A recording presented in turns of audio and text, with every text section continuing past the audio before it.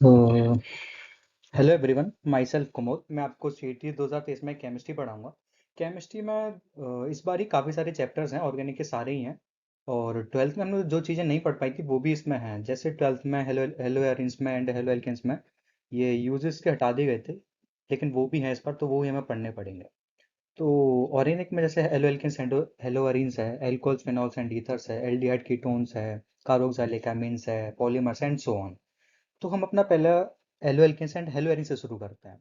तो इसमें हमें केवल तीन चीज़ें पढ़नी है: halo alkanes, halo arenes and इसके यूजेस एंड एनवायरमेंटल फैक्ट्स। तो अपना पहले बेसिक से शुरू करते हैं। इसका हम पहले नॉमेनक्लेचर पढ़ेंगे, फिर इसका नेचर ऑफ CH बॉन्ड पढ़ेंगे। इसमें हम प्रिपरेशन नहीं पढ़नी है हमें इसकी। और साथ ही साथ हम इसकी फिजिकल एंड केमिकल प्रॉपर्टीज पढ़ेंगे, इसकी मैकेनिज्म पढ़ेंगे, और उसकी ऑप्टिकल एक्टिविटी के बारे में पढ़ेंगे। ऑप्टिकल एक्टिविटी यानी कि जो कंपाउंड बनेगा वो डेक्स्ट्रो रोटेटरी होगा या लीवो रोटेटरी होगा, इसके बारे में हमें पढ़ना है। And same as go for halo arenes, इसमें हमें नेचर ऑफ सिक्स बॉन्ड पढ़ना है। एंड इसमें भी हमें इसकी प्रिपरेशन नहीं पढ़नी है। एंड सब्स्टिट्यूशन रिएक्शंस के बारे में पढ़ना है। सब्स्टिट्यूशन रिएक्शन यानी कि इलेक्ट्रोफिलिक सब्स्टिट्यूशन रिएक्शन। और इसमें मोनो सब्स्टिट्यूशन पढ़नी है ना। और फिर यूजेस हमें इसके पढ़ने हैं। तो चलिए फिर हम शुरू करते हैं। Halo alkanes and halo arenes. तो सबसे पहले हम इसकी क्लासिफिकेशन की बात करते हैं नॉमेनक्लेचर में। तो सबसे पहले हम शुरू करते हैं on the basis of number of halogen atoms, कि कितने हेलोजन एटम्स से कनेक्टेड हैं। यहाँ पे अगर हम देखें तो यहाँ पे केवल एक एक्स कनेक्ट है, यानी कि एक हेलोजन है, तो हम इसे मोनो हेलो एल्केन पढ़ेंगे। यहीं पर यहाँ पर दो एक्स हैं। एक्स यहाँ पर कुछ भी हो सकता है। एक्स यहाँ पर क्लोरीन, ब्रोमीन, आयोडीन, फ्लोरीन, ये सभी हो सकते हैं। एंड ट्राई हेलो अरेन यानी कि तीन।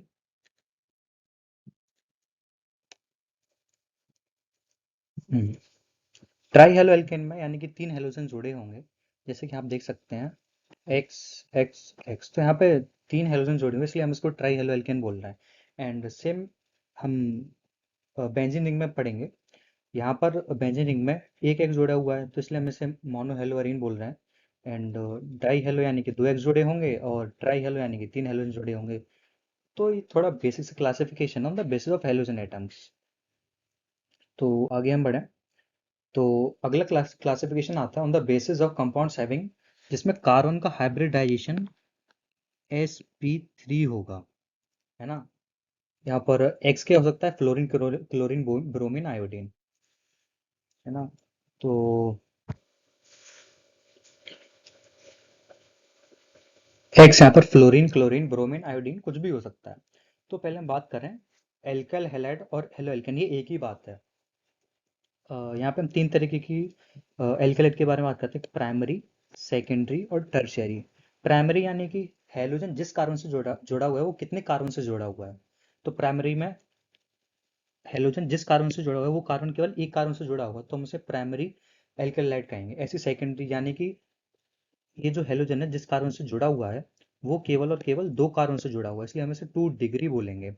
Same goes for tertiary. इसमें जो हैलोजन है वो जिस कार्बन से जुड़ा हुआ है वो तीन अलग कार्बन से जुड़ा हुआ है। यहाँ पे आर कुछ भी हो सकता है, मिथाइल, इथाइल, प्रोपाइल, कुछ भी हो सकता है ना। तो प्राइमरी, सेकेंडरी और टर्शियरी।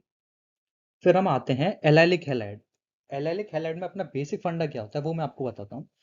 एलाइलिक हैलाइड में क्या होता है कि मान लीजिए ये कोई ग्रुप है CH2 डबल बॉन्ड CH2Cl। तो हैलोजन जिस कार्बन से जुड़ा हुआ है उसके बगल वाला कार्बन अगर डबल बॉन्डेड है तो हम उसे बोलते हैं एलाइलिक हैलाइड। और जिस और हैलोजन जिस कार्बन से जुड़ा हुआ एंड हैलोजन जिस कार्बन से जुड़ा हुआ होता है उसे हम बोलते हैं एलाइलिक कार्बन।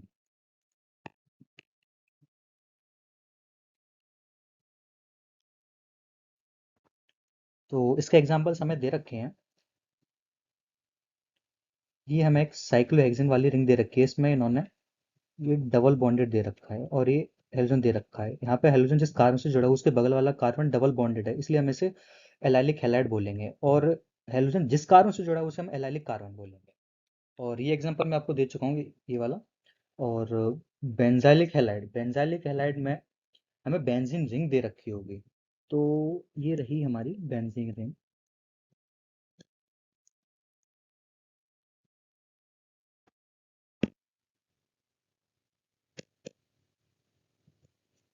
CH2X, X यहाँ पर कुछ भी हो सकता है। तो X यहाँ पर C से जुड़ा हुआ है और C के बगल वाला कार्बन डबल बॉन्डेड है, तो इसे हम बेंजाइलिक हैलाइड बोलेंगे। बेंजाइलिक हैलाइड इसलिए क्योंकि यहाँ पर ये बेंजीन रिंग है। अगर बेंजीन रिंग नहीं है और सिंपली केवल चेन दे रखी है तो इसे फिर हम एलाइलिक हैलाइड बोलें। नेक्स्ट नेक्स्ट हम आते हैं compounds containing sp2 carbon. sp2 carbon यानी कि अभी यहाँ पर क्या था, पिछले में हम बात करें तो हेलोजन जिस कार्बन से जुड़ा हुआ था उसका बगल वाला कार्बन था डबल बॉन्डेड। इसमें क्या हुआ, हेलोजन जिस कार्बन से जुड़ा है वही डबल बॉन्डेड होगा।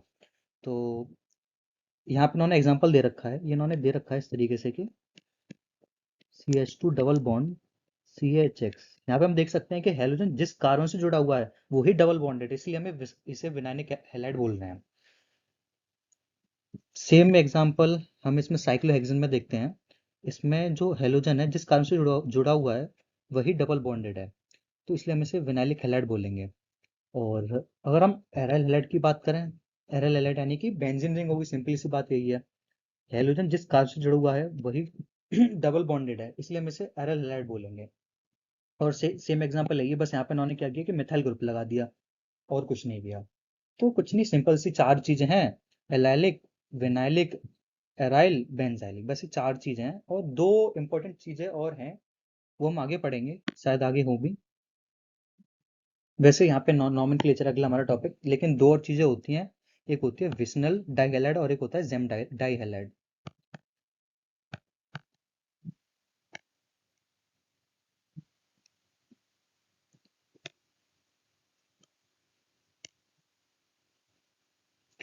विस्नल डाइहैलाइड में क्या होता है, जो हेलोजन ग्रुप होता है वो बगल वाला, जैसे एग्जांपल देता हूँ मैं आपको, जैसे CH2 CH2 Cl Cl, तो हम इसे विनाइलिक हैलाइड बोलेंगे। इसमें जो हेलोजन एटम है ये एडजेसेंट कार्बन से चिपके हुए हैं। जेम में क्या होता है, जो हेलोजेंस होते हैं वो एक ही कार्बन एटम पर चिपके हुए होते हैं, जैसे KCH3 CHCl Cl, इसे हम जेम डाई हैलाइड बोलेंगे। तो फिर हम अपने नॉमेनक्लेचर पे आते हैं। नॉमेनक्लेचर में इतना कोई इसमें कठिन नहीं है, इसमें हमें आईयूपीएसी नेम पढ़ना है और कॉमन नेम पढ़ना है। तो इसकी नेमिंग कैसे करेंगे, अगर हमें कहीं डबल बॉन्ड ट्रिपल बॉन्ड दे रखा है तो वहां से नेमिंग शुरू करेंगे, अगर नहीं दे रखा है और हेलोजन दे रखा है तो हेलोजन से शुरू करेंगे। तो यहाँ से नेमिंग शुरू करेंगे 1 2 3। तो 1 पर ब्रोमो लगा तो 1 ब्रोमो प्रोपेन। सेकेंड एग्जांपल की बात करें तो इसकी हम नंबरिंग कहीं से भी शुरू कर सकते हैं।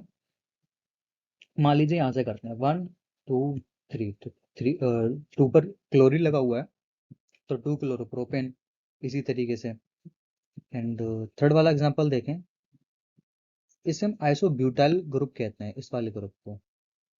क्लोरीन नहीं है इसमें, इतने तक को ग्रुप को। यहाँ पर अगर इस तरीके से बॉन्ड लगाओ तो हम इसे बोलते हैं आइसोब्यूटाइल ग्रुप। अगर यहीं पे क्लोरीन लग गया तो क्लोराइड, ब्रोमीन लगता तो ब्रोमाइड। इसकी नंबरिंग की बात करें तो इसकी नंबरिंग हम यहाँ से शुरू कर सकते हैं 1 2 3, हम कहीं भी ले सकते हैं, या यहाँ ले सकते हैं या ऊपर भी ले सकते हैं। मान लीजिए हमारी पेरेंट चेन ये वाली है,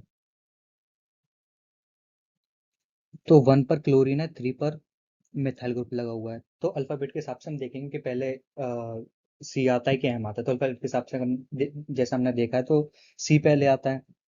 तो नेमिंग हम करेंगे 1 क्लोरो 3 मिथ 2 मिथाइल, क्योंकि 2 पर मिथाइल ग्रुप लगा हुआ है तो 2 पर मिथाइल।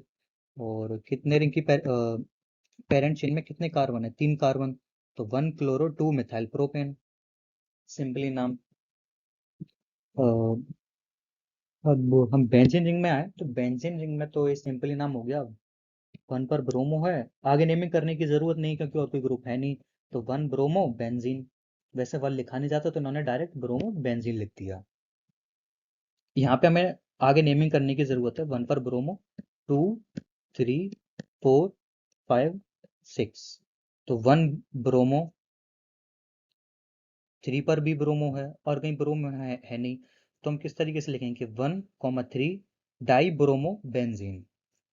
ऐसे ही थर्ड वाला एग्जाम्पल, यहाँ पे फर्स्ट पोजीशन पर ब्रोमो है, थर्ड पोजीशन पर, फिर फिफ्थ पोजीशन, तो 1 3 5 ट्राई ब्रोमो बेंजीन। और ये भी एग्जाम्पल है,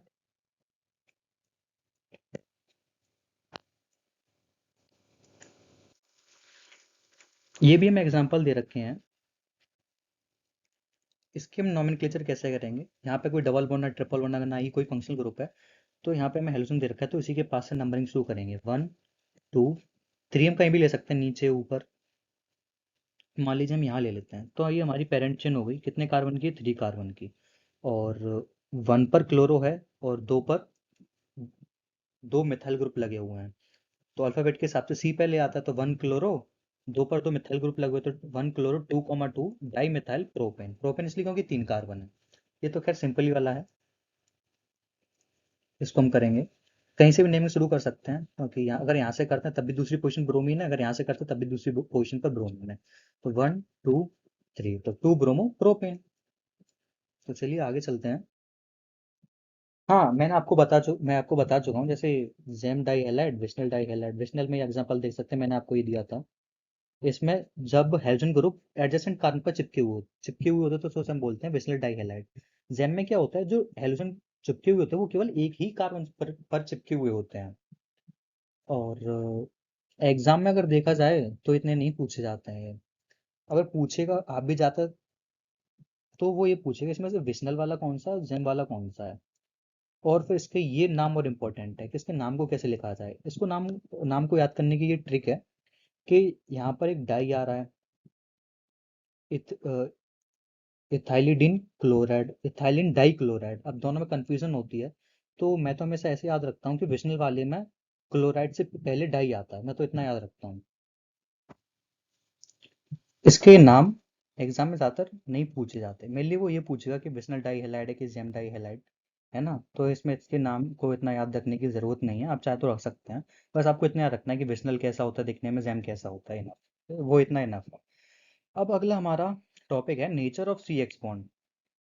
हम सी एक्स बॉन्ड की बात करें तो इसमें इलेक्ट्रोनेगेटिव डिफरेंस होता है। अब ये हेलोजन है तो इस पर डेल नेगेटिव चार्ज होता है, कार्बन तो इस पर del positive. Halogen atoms are more electronegative than carbon, क्योंकि halogen atoms are more electric होते हैं। Therefore carbon halogen bond of alkyl halide is polarized. Polar यानी कि दो पोल बन जाते हैं, एक डेल पॉजिटिव एक del negative. The carbon atom bears a partial positive charge whereas the halogen atom bears a partial negative charge। yes, हम देख सकते हैं कि यहाँ पे डेल पॉजिटिव चार्ज है del negative. as we go down as we go down the group in a periodic table the size of halogen atom increases। हाँ, जैसे हम देख सकते हैं पहले आता है फ्लोरीन, क्लोरीन, ब्रोमीन, आयोडीन। जब ऊपर से नीचे आते हैं तो साइज इंक्रीज होता है in a periodic table. Fluorine atom is smallest and iodine atom is the largest. हाँ, बिल्कुल सही बात है। कंसिक्वेंटली, परिणाम स्वरूप, the hydrogen the carbon hydrogen bond length also increases. सीधी सी बात है, अगर साइज बढ़ेगा तो बॉन्ड लेंथ भी बढ़ेगी। C F bond to C I, सही बात है। Some typical bond length, bond enthalpies and dipole moments, ये हमें दे रखी है, इतना कोई इंपॉर्टेंट नहीं है। Bond length bond enthalpies syllabus में भी नहीं है, बस नॉन इन्फॉर्मेशन के लिए दे रखा है। और अगला प्रॉपर्टीज है फिजिकल प्रॉपर्टीज। हाँ, ये इंपॉर्टेंट है सिलेबस के लिए, क्योंकि सिलेबस में भी दे भी रखा है, एग्जाम के पॉइंट ऑफ व्यू से काफी इंपॉर्टेंट है। Physical properties and chemical properties, ये सिलेबस में भी दे रखा है और काफी पूछी भी जाती हैं ये। मेल्टिंग और बॉइलिंग पॉइंट की बात करें तो इसका एक सिंपल सा फंडा है, वो आप इतना याद रखिए। बॉइलिंग पॉइंट, या फिर हम बात करें बॉइलिंग पॉइंट या मेल्टिंग पॉइंट, ये डायरेक्टली प्रोपोर्शनल होता है to the molecular mass of the compound, और इनवर्सली प्रोपोर्शनल होता है टू द ब्रांचिंग। वो आपको बताता हूँ कैसे। और ब्रांचिंग का ये फैक्टर सरफेस एरिया पर डिपेंड करता है, जैसे जैसे ब्रांचिंग बढ़ती जाएगी वैसे वैसे सरफेस एरिया कम होता जाता है। इसका केवल एक ही फॉर्मूला आप इतना याद रखेंगे तो आप इसके सवाल सारे बना ले जाएंगे। एग्जाम में केवल वो यही चीज पूछेगा कि ये क्या कहते हैं इसका, किसका बॉइलिंग पॉइंट ज्यादा है, किसका नहीं है। आपको इतनी फैक्टर याद रखना है, एक तो ब्रांचिंग वाला फैक्टर आ सकता है या मॉलिक्यूलर मास वाला, इससे ज्यादा कहीं वो नहीं पूछेगा। अब यहाँ पर हम देखें, हमें ये पहला एग्जाम्पल दे रखा है, तो इसमें कितने कार्बन है? एक, दो, तीन, चार। चार कार्बन है, इसमें भी चार कार्बन है। हाँ, यहाँ पे मैंने बोला कि ब्रांचिंग है, तो ब्रांचिंग आप ये याद रखिए कि पेरेंट चेन है, जितने कार्बन कार्बन जितने शुरुआत में चार थे, तो यहाँ पर भी चार ही होने चाहिए पूरे टोटल ऑल। ऐसा नहीं कि यहाँ पर तीन हो गए यहाँ दो हो गए, तो फिर ब्रांचिंग वाला फैक्टर नहीं लग पाएगा। यहाँ पे सभी में कार्बन की संख्या सेम है। यहाँ पर भी 1 2 3 4, यहाँ पर हम देख सकते हैं 1 और 2। अगर हम यहाँ से यहाँ जाएं तो बॉइलिंग पॉइंट का ऑर्डर देखें तो इसका सबसे ज़्यादा है, इसका सबसे कम, इसका सबसे कम।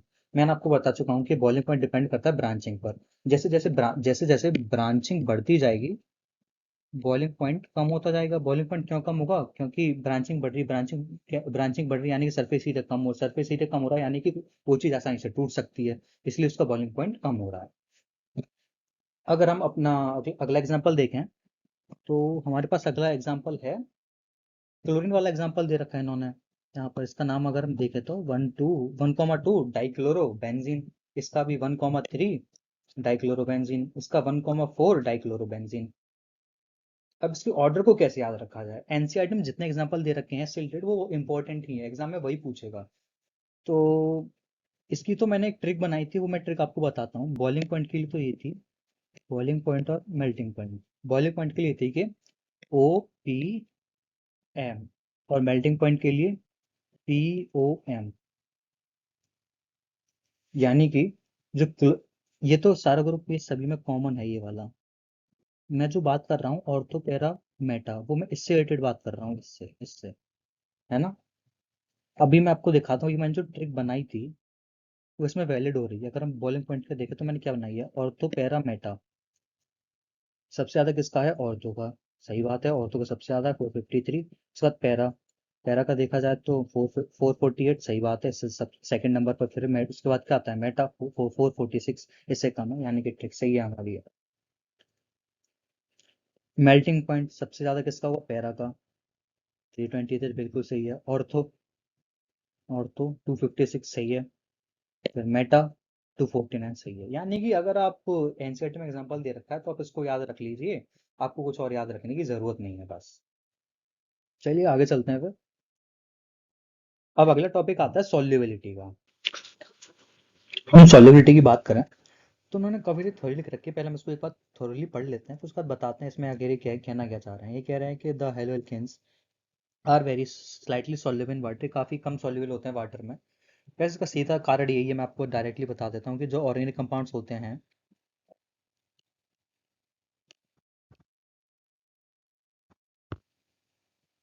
ऑर्गेनिक कंपाउंड्स वो डिजॉल्व होते हैं ऑर्गेनिक सॉल्वेंट्स में ही। अब H2O कोई ऑर्गेनिक सॉल्वेंट्स तो है नहीं, तो इसलिए उसमें डिजॉल्व होगा लेकिन बहुत कम सोल्यूबल होगा, ये यही कहना चाह रहे हैं। अगर हम ऑर्गेनिक सॉल्वेंट्स की बात करें, जैसे ईथर, CH3O, इसमें अच्छे से डिजॉल्व हो जाएगा एल्केन। और भी हैं जैसे DM, एसो डाइमेथाइल सल्फोक्साइड, इनमें अच्छे से डिजॉल्व हो जाए, लेकिन पानी में नहीं हो पाए। उसका इन्होंने रीजन दे रखा है। रीजन इज रखा है, to resolve the haloalkane in water energy required to overcome the attraction between the haloalkane molecules.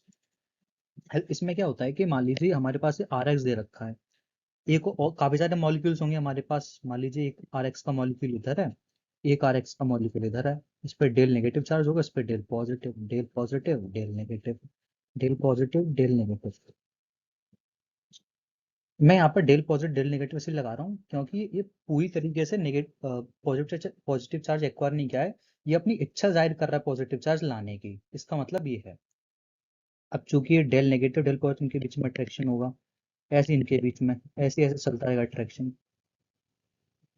अब साथ में सॉल्यूशन में वाटर भी है, तो हम वाटर को ऐसे रिप्रेजेंट कर सकते हैं, ये HOH होगा, हम थोड़ा इसको ऐसे लिख सकते हैं ना,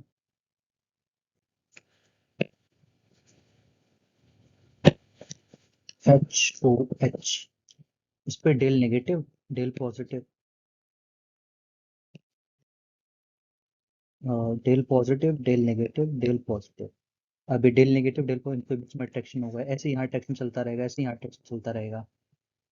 तो आगे ये कहना चाह रहे हैं कि less energy is released when new attractions are set up between the haloalkane and water molecules, as these are not as strong as the original hydrogen bonds in water।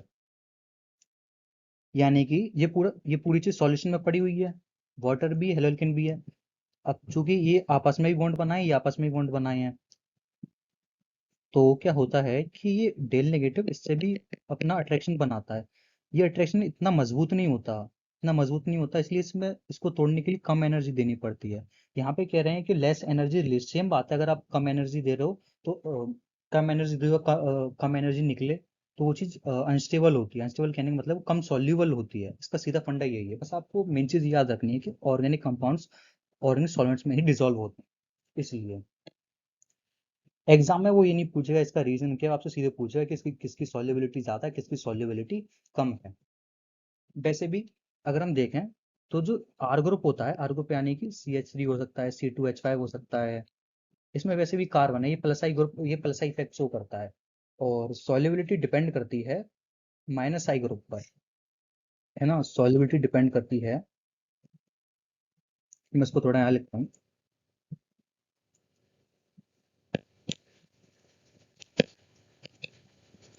Solubility depend करती है minus आई group पर, और inversely proportional होती है plus आई के group. इसलिए जितने कम are group होंगे उतना ही अच्छा वो सॉल्युबल होगा।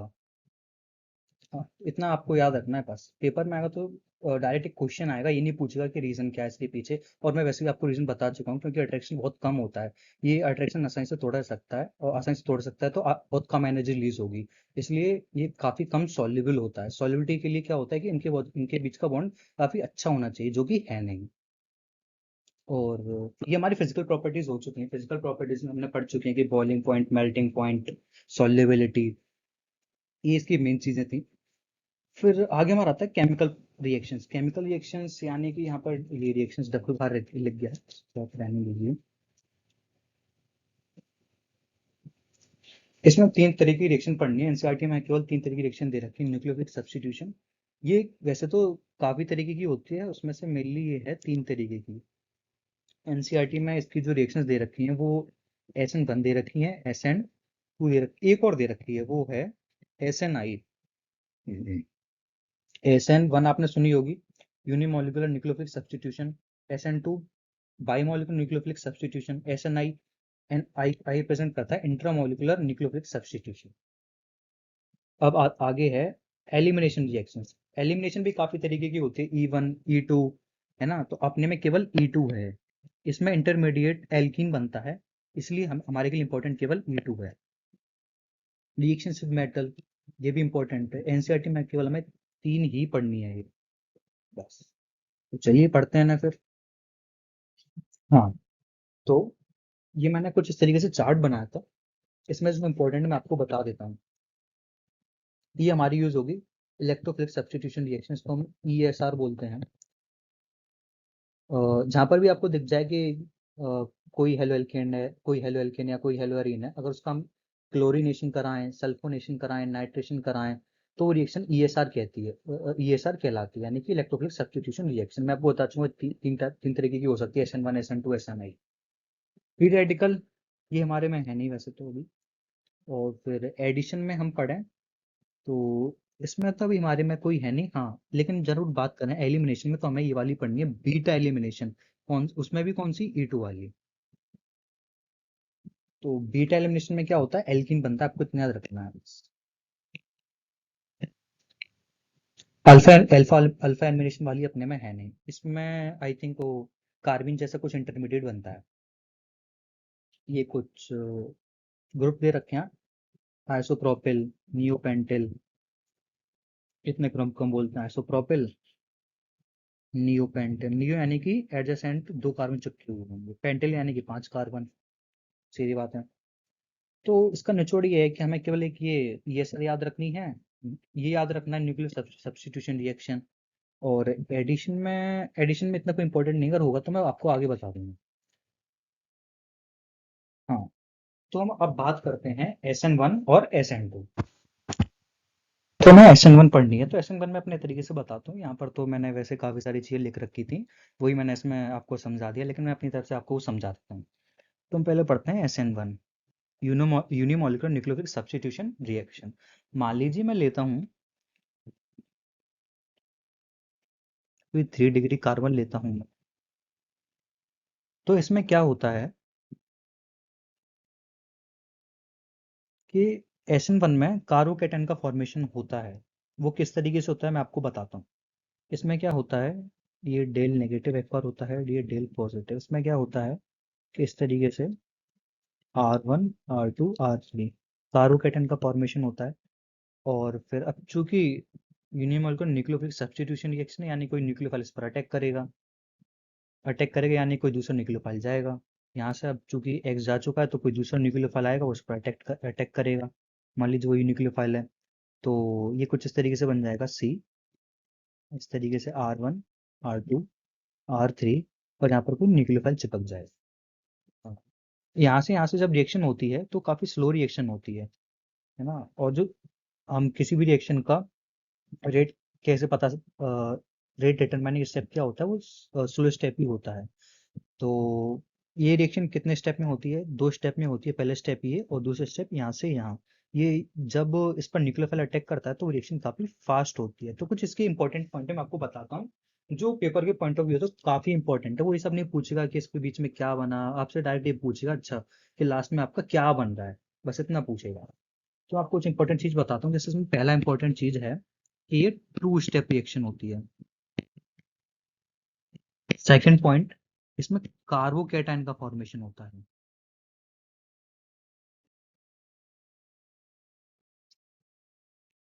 कार्बोकैटायन आप देख सकते हैं यहाँ पे कार्बोकैटायन का फॉर्मेशन हो रहा है।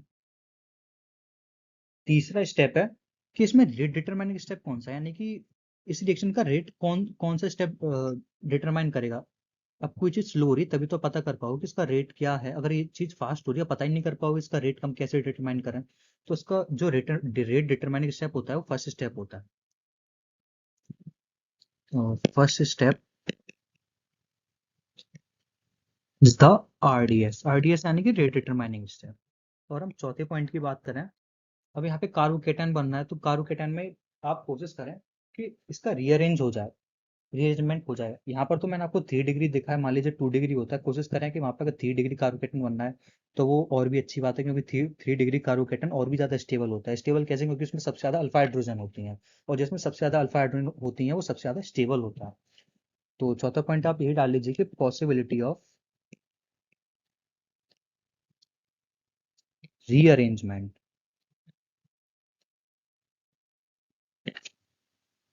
हाँ, अब ये 5 वाला स्टेप बड़ा इंपॉर्टेंट है। इसमें हम रेट रेट किन किन चीज़ों पर डिपेंड करती है। केमिकल काइनेटिक्स आपने पढ़ा होगा कि के इंटू, अगर फर्स्ट फर्स्ट ऑर्डर काइनेटिक्स को फॉलो कर रहा है तो के इंटू किसी एक चीज़ पर डिपेंड करेगा। सेकंड ऑर्डर है तो कोई एक और आएगा, इस तरीके से, है ना। तो ये फॉलो करता है फर्स्ट ऑर्डर ऑफ काइनेटिक्स को। वो किस तरीके से? यहाँ पर रेट क्या होता है? के इंटू सबस्ट्रेट। जो यहाँ पे हम सबस्ट्रेट ले रहे हैं, यानी कि ये वाला पार्ट, ये वाला पूरा। यहाँ पे ये डिपेंड नहीं करता कि न्यूक्लियोफाइल क्या है। न्यूक्लियोफाइल यहाँ पे भी चल जाएगा, क्योंकि यहाँ पे हमें मतलब ही नहीं न्यूक्लियोफाइल क्या, हमें यहाँ पे केवल कार्बोकेटन बनाना है। कार्बोकेटन वो अपने आप बन जाएगा। न्यूक्लियोफाइल के आने की यहाँ पे ऐसा कोई ज़रूरत नहीं है। कार्बोकेटन का फॉर्मेशन होना चाहिए। यहाँ पे न्यूक्लियोफाइल वीक होगा चल जाएगा। ऐसा नहीं है कि न्यूक्लियोफाइल स्ट्रांग हो तभी कार्बोकेटन बनेगा, ऐसा कोई ज़रूरी नहीं है यहाँ। सबस्ट्रेट क्या है यहाँ पे? Alkyl halide. तो मैं यहाँ पे आर एक्स लिख देता हूँ इस तरीके से। और 6 वाला पॉइंट है rate of reaction. Rate of reaction यानी कि एल्काइल हैलाइड हम कैसा लें जिससे सबसे सबसे जल्दी रिएक्शन हो। तो रेट ऑफ रिएक्शन का पॉइंट में वैसे यहाँ पर तो हम देखेंगे स्टेबिलिटी ऑफ कार्बोकैटायन। अगर कार्बोकैटायन 2 डिग्री है तो अच्छी बात है, 3 डिग्री तो और भी अच्छी बात है, क्योंकि उसमें सबसे ज्यादा अल्फा हाइड्रोजन होंगे। अगर मान लीजिए एल्काइल हैलाइड भी सेम है, एल्काइल हैलाइड नहीं, जो कार्बोकैटायन है, अगर यहीं पर कार्बोकैटायन तो बन चुका है लेकिन एक्स यहाँ पे कुछ भी हो सकता है, क्लोरीन, ब्रोमीन, आयोडीन। तो यहाँ पे रेट ऑफ रिएक्शन हेलोजन के टर्म्स किस तरीके से होगा वो मैं आपको बता देता हूँ। वो होगा आर आई का सबसे ज़्यादा, आर बी आर, फिर आर सी एल, सबसे कम होगा आर एफ। क्यों? क्योंकि आर आई की बॉन्ड एनर्जी काफ़ी कम होती है, तो आर आई आसानी से टूट जाएगा। उसके बाद आर बी आर, उसके बाद आर सी एल। तो ये था पूरा फंडा एस एन वन का। इसमें आप याद रखिए कि इंटरमीडिएट कार्बोकैटायन बनता है। ये सब पूछ लेगा कि एसएन रिएक्शन में इंटरमीडिएट क्या बनता है, तो वो बताना ऑप्शन में आ जाए कार्बोकैटायन, तो अच्छी बात है। तो आगे चलते हैं। ये कुछ सॉल्वेंट्स दे रखे हैं। DMSO, di methyl sulphoxide, di methyl acetamide, और एक और है, वो है डाई मिथाइल फॉर्मामाइड। ये क्या होता है डाई मिथाइल फॉर्मामाइड? ये सभी पोलर अप्रोटिक सॉल्वेंट होते हैं जो कि SN2 रिएक्शन में यूज किए जाते हैं। DMSO की स्ट्रक्चर ये थी, वैसे पूछी नहीं जाएगी तो मैंने बना रखी है कि हाँ ये कुछ इसकी स्ट्रक्चर ऐसी दिखती है। डाइमेथाइल फॉर्माइड की होती है फॉर्म अमाइड, जैसे कि आप सुन सकते हैं अमाइड। अमाइड यानी कि कुछ C double bond O NH जैसा कुछ बन रहा होगा, तो C double bond ON। Di methyl यानी कि दो मिथाइल ग्रुप होंगे, तो CH3। इस तरीके से इसकी स्ट्रक्चर होती है। बस इसमें आपको कुछ याद नहीं रखना। अब वो फैक्टर अफेक्टिंग्स SN रिएक्शन, SN में कुछ कैसे भी हो सकते हैं, SN1 SN2। SNI अपन को नहीं पढ़नी, SNI है नहीं। ये वैसे उसमें है अपने, जब प्रिपरेशन ऑफ हम एलो एल्किन में प्रिपरेशन ऑफ एलो एल्किन की बात करते हैं, तो उसमें एक सबसे बढ़िया मेथड ऑफ प्रिपरेशन होता है डार्जेंस, डार्जेंस रिएक्शन। उसमें हम, उसमें जो मैकेनिज्म यूज होती है वो SNI ही यूज होती है सिंपली। और अगर SOCl2 के साथ हम कोई बेस ले लें तो फिर वो वही मैकेनिज्म SN2 के थ्रू चलती है। बस ये दो चीजें आपको याद रखनी है बस। इसका ज्यादा कहीं यूज नहीं है SNI का, हम पूरे में SN1 और SN2 ही पढ़ेंगे। अब आप पता कैसे करेंगे, कोई हमें रिएक्शन दे रखी है कि उसमें SN1 हो रही है, SN2 हो रही है। अगर एल्काइल हैलाइड 3 डिग्री का है तो वो SN1 के थ्रू ही जाएगी, आपको याद रखना है। और 1 डिग्री है तो SN2 ही फेवरेबल करेगी, आपको इतना याद रखना है बस। और 2 डिग्री एल्काइल हैलाइड है तो यहाँ पर चांसेस हैं कि SN1 भी हो सकती है, SN2 भी हो सकती है। अब SN1 और SN, जैसे मैं आपको एग्जांपल देख बताता हूँ कि SN1 और SN2 कब होगी। जैसे सपोज मैं आपको एक एग्जांपल देता हूँ, ये मुझे दे रखा है 1 2। अगर इसकी एक मिथाइल ग्रुप चिपका हुआ है और यहाँ पर आयोडीन लगी हुई है, अगर मैं यहाँ पर H2O से इसकी रिएक्शन कराऊँ और यहीं पर मैं इसकी OH से रिएक्शन कराऊँ, अगर आप मुझे बताएं कि इसमें से अच्छा न्यूक्लियोफाइल कौन सा है। अच्छा न्यूक्लियोफाइल हम कैसे पता करें? वाटर एक वीक न्यूक्लियोफाइल होता है, अगर हम इसी का एनाइन लें तो वो ज़्यादा अच्छा न्यूक्लियोफाइल होगा। क्यों? क्योंकि उस पर इलेक्ट्रॉन डेंसिटी ज़्यादा होगी, अगर इलेक्ट्रॉन डेंसिटी ज़्यादा होगी तो वो एक अच्छा न्यूक्लियोफाइल होगा। और सेकंड सेकंड ऑर्डर की अभी हमने बात नहीं की है, तो याद रखिए कि SN1 में न्यूक्लियोफाइल अगर वीक है, नहीं, हाँ तो आप याद रखिए कि अगर न्यूक्लियोफाइल वीक है तो SN1 होगा, न्यूक्लियोफाइल स्ट्रॉन्ग है तो SN2 में होगा। मैं आप स्ट्रॉन्ग होगा तो रिएक्शन SN2 से क्यों जाएगी, मैं आपको बताता हूँ SN2 से ही क्यों जाएगी। हाँ, तो ये पूरा फंडा दे रखा है SN1 और SN2 का। अब मैं आपको बताता हूँ कि इसकी बेसिक बेसिक डिफरेंस देख लेते हैं क्या है, जो एग्जाम के पॉइंट ऑफ व्यू से काफ़ी इंपॉर्टेंट है। कि MCQ में ये चीज़ पूछी जाती है कि कार्बोकैटायन ट्रांजिशन स्टेट कौन से ऑर्डर ऑफ काइनेटिक्स को फॉलो करता है ना। जो कार्बोकैटायन बना है वो प्लेनर है, टेट्राहेड्रल है, किस तरीके से। इसमें पहले डिफरेंस की बात करें तो सीधी सी बात है, यूनिमोलिकुलर न्यूक्लियर सब्स्टिट्यूशन रिएक्शन, ये बायोमोलिकुलर होता है। ये 2 स्टेप प्रोसेस है, इसमें इंटरमीडिएट कार्बोकैटायन होता है और रेट ऑफ रिएक्शन कार्बोकैटायन है तो चूंकि 3 डिग्री 2 डिग्री 1 डिग्री ये फेवरेबल रेट ऑफ रिएक्शन होती है। ये एक सिंगल स्टेप प्रोसेस होती है, इसमें जो इंटरमीडिएट नहीं बनता, इसमें एक ट्रांजिशन स्टेट बनती है। ट्रांजिशन स्टेट कैसे बनती है वो मैं आपको बता रहा हूँ। सपोज मेरे पास ये न्यूक्लियोफाइल है और एक एल्कलाइड दे रखा है मुझे, मान लीजिए मेरे पास ये है एल्कलाइड, और कोई न्यूक्लियोफाइल है मेरे पास अटैकिंग के लिए। तो SN2 में क्या होता है कि डायरेक्ट ही यहाँ से अटैक नहीं कर पाता। क्यों? क्योंकि इसके पास लोन पेयर है और इसके पास नेगेटिव चार्ज है, तो आपस में रिपेल करेंगे। तो ये क्या करता है, यहाँ से डायरेक्ट अटैक नहीं होता इसका, ये पीछे से जाके अटैक करता है। तो इसमें ट्रांजिट स्टेट बनती है, वो किस तरीके से कि ये रहा CH3 और ये रहा X और ये रहा न्यूक्लियोफाइल। तो यहाँ पे क्या होता है, न्यूक्लियोफाइल का मिथाइल के साथ बॉन्ड फॉर्मेशन हो रहा होता है और मिथाइल ग्रुप का X के साथ बॉन्ड ब्रेकिंग हो रहा होता है। और यहाँ पर होता है डेल नेगेटिव डेल पॉजिटिव। यहाँ पे मैं रिप्रेजेंट करते जाता हूँ बॉन्ड फॉर्मेशन और बॉन्ड ब्रेकिंग। और ये सबसे अनस्टेबल फॉर्म होते हैं। अनस्टेबल सबसे फॉर्म ये क्यों होती है, क्योंकि उसमें कार्बन की जो बैलेंस होती है पेंटावेलेंट हो जाती है। तीन तो ये हो गई, और यहाँ पर एक ये तो ये पेंटावेलेंट हो गई, तो ये सबसे अनस्टेबल स्टेट होती है। अब चूंकि सबसे अनस्टेबल स्टेट है तो कार्बन कुछ ना कुछ करना चाहेगा ताकि इसकी वैलेंसी 4 हो जाए। तो उसके लिए क्या करता है कि यहाँ से X निकल जाता है और न्यूक्लियोफाइल CH3 से जुड़ जाता है बैक वाली साइड से। और ये जो मैकेनिज्म फॉलो करता है वो SN2 होती है, और ये वन स्टेप प्रोसेस होती है। एक ही स्टेप में पूरी सारी प्रोसेस हो जाती है। और SN1 में क्या होता था कि 2 स्टेप प्रोसेस है, पहले उसमें कार्बोकेटायन बनता था फिर न्यूक्लियोफाइल अटैक करता है, इसमें डायरेक्ट न्यूक्लियोफाइल ही अटैक कर देता है पीछे से। तो ये पॉइंट हो गया, ये वाला मैंने आपको बता दिया। और bond breaking and bond making take place simultaneously. इसमें बॉन्ड फॉर्मेशन और बॉन्ड ब्रेकिंग साथ साथ होता है, ये रहा। और रेट ऑफ रिएक्शन इसमें केवल सबस्ट्रेट पर डिपेंड करती है, न्यूक्लियोफाइल पर डिपेंड नहीं करती। आप न्यूक्लियोफाइल कैसा भी ले लीजिए, कैसा भी क्या होता है, वीक ही लिया जाता है इसमें, क्योंकि कैसे वीक, इसमें रेट ऑफ रिएक्शन केवल सबस्ट्रेट पर डिपेंड करती है। अब चूंकि इसकी पावर 1 है तो ये फर्स्ट ऑर्डर ऑफ काइनेटिक्स को फॉलो करता है। और इसमें जो rate of the reaction substrate के साथ साथ न्यूक्लियोफाइल पर भी डिपेंड करती है, तो ये सेकंड ऑर्डर ऑफ काइनेटिक्स को फॉलो करता है।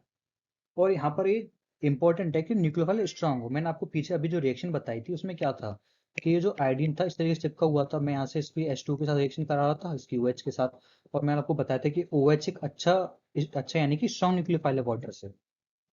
तो यहाँ पर ये SN2 मैकेनिज्म फॉलो करेगा और ये SN1। अब पता चल गया कि यहाँ पर 2 डिग्री है, और SN1 किस तरीके से SN1 किस तरीके से आएगा और SN2 किस तरीके से आएगा। अगर न्यूक्लियोफाइल वीक है तो SN1, अगर न्यूक्लियोफाइल स्ट्रांग है तो फिर वो फॉलो करेगा SN2 का। ठीक है। और इसमें रिएक्टिविटी होती है 1 डिग्री, 2 डिग्री, 2 डिग्री, 3 डिग्री। वो कैसे, अगर इसमें रिएक्टिविटी होगी, रिएक्टिविटी का ऑर्डर होगा 1 डिग्री, 2 डिग्री, 3 डिग्री। अब वो कैसे, मान लीजिए अगर यहाँ पे 3 हाइड्रोजन जुड़े हुए हैं, मान लीजिए मैं इस कार्बन को 3 डिग्री कर दूं, तो फिर यहाँ पे हिंड्रेंस बहुत सारा बढ़ जाएगा। तो फिर जो न्यूक्लियोफाइल है पीछे से अच्छे से अटैक नहीं कर पाएगा और काफी सारा हिंड्रेंस बढ़ जाएगा। तो इसलिए यहाँ पर ये फेयरेबल होता है कि 1 डिग्री, 2 डिग्री, 3 डिग्री एल्काइल हो, इस तरीके से इसका ऑर्डर है। हाँ, और जो मेन इंपॉर्टेंट बात है, ये कुछ बेसिक सी चीज है कि जो कार्बोकेटायन होता है वो प्लेनर स्पीसीज होती है जिसका हाइब्रिडाइजेशन होता है sp2।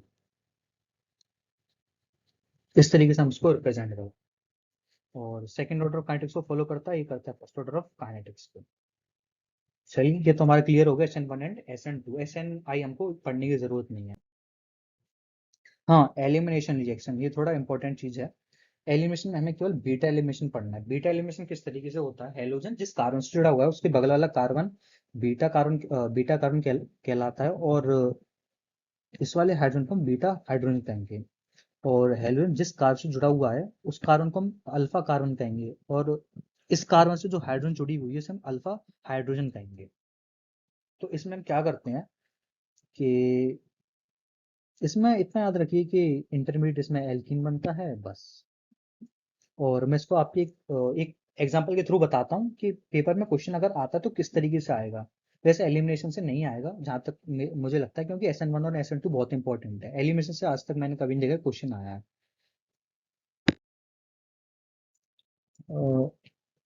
एलिमिनेशन रिएक्शन चलिए हम पढ़ते हैं। मैंने मान लीजिए एग्जांपल लिया, इसमें मैंने लिया CH3, CH2, CH, CH3, Br। अब यहाँ पर रिएजेंट मैंने केवल एक ही लिया लेकिन प्रोडक्ट दो बन रहे हैं, वो कैसे मैं आपको बताता हूँ। मैंने लिया है एल्कोहलिक KOH। एल्कोहलिक KOH क्या करता है, यहाँ से Br निकालेगा और बीटा कार्बन से कोई एक H निकालेगा। इसका काम एक ये होता है।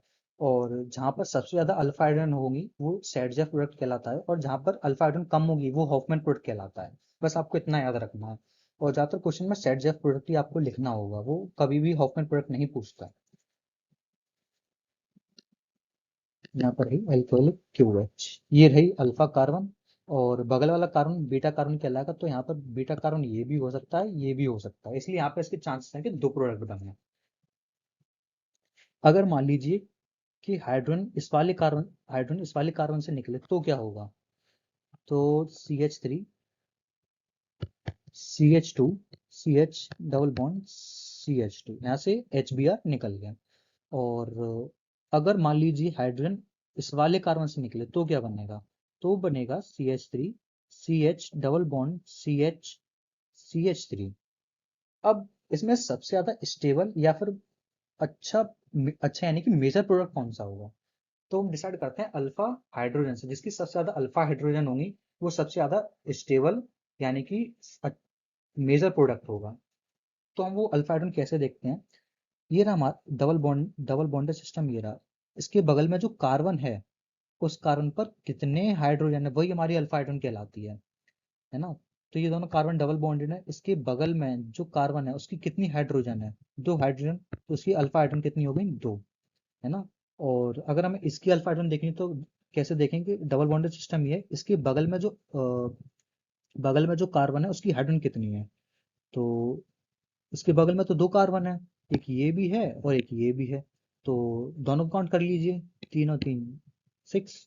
तो अल्फा हाइड्रोजन कितनी होगी? 6। हाँ, तो जिसकी अल्फा हाइड्रोजन ज्यादा होंगी वो जो मेजर प्रोडक्ट होगा, मेजर प्रोडक्ट को हम बोलते हैं सेडजेफ प्रोडक्ट। ये रहा सेडजेफ प्रोडक्ट। और जिसकी अल्फा हाइड्रोजन कम होती है उसे हम बोलते हैं हॉफमैन प्रोडक्ट। और मैंने यहाँ लिख भी रखा है कि हॉफमैन और ये सेडजेफ। हॉफमैन को हम लेस सब्स्टिट्यूट एल्कीन बोलते हैं, लेस सब्स्टिट्यूट यानी कि अल्फा हाइड्रोजन कम है। और हॉफमैन को बोलते हैं, और सेडजेफ को हम बोलते हैं मोस्ट सब्स्टिट्यूटेड एल्कीन। वो हम क्या बोलते हैं? क्योंकि इसकी अल्फा हाइड्रोजन ज्यादा होती है। इसी तरीके से आप ये वाला एग्जांपल कर सकते हैं जो कि इजी है ना। तो हम अपनी दो चीजें कवर कर चुके हैं। हमें तीन तरह की रिएक्शन पढ़नी थी। हमें पढ़नी थी कि एसएन वाली पढ़नी थी। तो हमें तीन तरह की रिएक्शन पढ़नी थी जिसमें से हम अपने दो कवर कर चुके हैं। पहली पहली कौन सी थी कि तो हम अपने अभी तक तीन तरह की रिएक्शन हमें पढ़नी थी, उसमें से हम दो कवर कर चुके हैं। सबसे पहली हमें पढ़नी थी एसएन, यानी कि एसएन में कौन सी थी? SN1 और SN2 में अपनी कवर कर चुके हैं। सेकंड हमें पढ़नी थी एलिमिनेशन, वो भी हम पढ़ चुके हैं। और मैंने आपको एक एग्जांपल के थ्रू बता दिया कि क्वेश्चन किस तरीके से आ सकता है। थर्ड हमें पढ़नी है reaction with active metals. Active metals यानी कि जैसे सोडियम हो गया, इस तरीके से। तो सबसे पहले हमें रिएक्शन दे रखी है एक्शन विद मैग्नीशियम। ये मेथड ऑफ प्रिपरेशन है ग्रिग्नार्ड रिएजेंट का, ये काफी अच्छा है। ग्रिग्नार्ड रिएजेंट का आगे चल के यूज भी करते हैं एल्कोहल में, to the formation of aldehyde बनाने के लिए, कीटोन बनाने के लिए, इस तरीके से। तो इसमें इन्होंने रिएक्शन दे रखी है कि जब एल्काइल हैलाइड की रिएक्शन हम मैग्नीशियम के साथ रिएक्ट कराते हैं the presence of dry ether. ये बहुत अच्छा रिएजेंट है जो कि एक सॉल्वेंट की तरह काम करता है। हम ड्राई ईथर ही क्यों लेते हैं? क्योंकि पोलर अप्रोटिक सॉल्वेंट होता है, और इसको हम ड्राई ड्राई इसलिए लेते हैं ताकि ये एक्वस मीडियम ना प्रोवाइड करा पाए। इसका बस काम यही होता है। और आपको याद रखना है कि पोलर अप्रोटिक सॉल्वेंट होता है। पोलर अप्रोटिक यानी कि पोलर यानी कि इसका डायपोल मोमेंट जीरो ना हो। पोलर अप्रोटिक, अप्रोटिक का मतलब क्या होता है कि हाइड्रोजन जो कनेक्टेड है वो एक मोर इलेक्ट्रोनेगेटिव एलिमेंट से कनेक्ट हो। कनेक्ट पोलर अप्रोटिक का मतलब है कि हाइड्रोजन जो है एक लेस इलेक्ट्रोनेगेटिव एलिमेंट से कनेक्ट हो। जैसे कि मैं आपको बताता हूँ CH3 और CH3। यहाँ पे आप देख सकते हैं एच जो कनेक्टेड है वो एक लेस इलेक्ट्रोनेगेटिव एलिमेंट से कनेक्ट है, इसलिए इसे हम बोले हैं पोलर अप्रोटिक सॉल्वेंट। और दो तरह के सॉल्वेंट होता है, पोलर अप्रोटिक और पोलर प्रोटिक। पोलर प्रोटिक में क्या होता है कि हाइड्रोजन जो है एक मोर इलेक्ट्रोनेगेटिव एलिमेंट से कनेक्ट होता है। जैसे कि H2O देख सकते हैं, हाइड्रोजन यहाँ पे एक मोर इलेक्ट्रो एलिमेंट से कनेक्ट है, जैसे H2 हो गया, ROH हो गया, एल्कोहल हो गया, तो इस तरीके से। तो हम यहाँ पे याद रखिए कि जो सॉल्वेंट होता है ड्राई ईथर यूज होता है। ये MOP है, मेथड ऑफ प्रिपरेशन है ग्रिग्नार्ड रिएजेंट का। तो आपको बस इतना याद रखना है कि जब RHC रिएक्शन हम Mg से कराते हैं the presence of dry ether तो RMGX बनता है। यहाँ पर ये आयनिक होता है, प्लस माइनस। आप यहाँ पे बीच में बॉन्ड ना दिखाएं क्योंकि ये आयनिक है, आयनिक में कभी बॉन्ड नहीं दिखा होगा आपको। तो अब हम एक एग्जांपल कर लेते हैं SN1 और SN2 का। यहाँ पे क्वेश्चन क्या है, ये एनसीटी का एग्जांपल 10.6 दे रखा है, और एनटीए जो एग्जाम लेता है मोस्टली वो चीज़ें इजी पूछता है, इतना कोई टफ नहीं पूछेगा। तो एनसीईआरटी से ही चीज़ें उठाता है वो। एनसीईआरटी सिंपल एग्जांपल पूछ सकता है, एमसीक्यू ऐसे क्वेश्चन पूछेगा जिससे एमसीक्यू आसानी से बन सके, और थोड़ी कंसेप्चुअल बेस पूछता है वो। In the following pairs of halogen compounds which would undergo SN2 reaction fast. SN2 में मैंने आपको बताया था SN2 फेवरेबल कब होगी, जब 1 डिग्री कार्बन हो।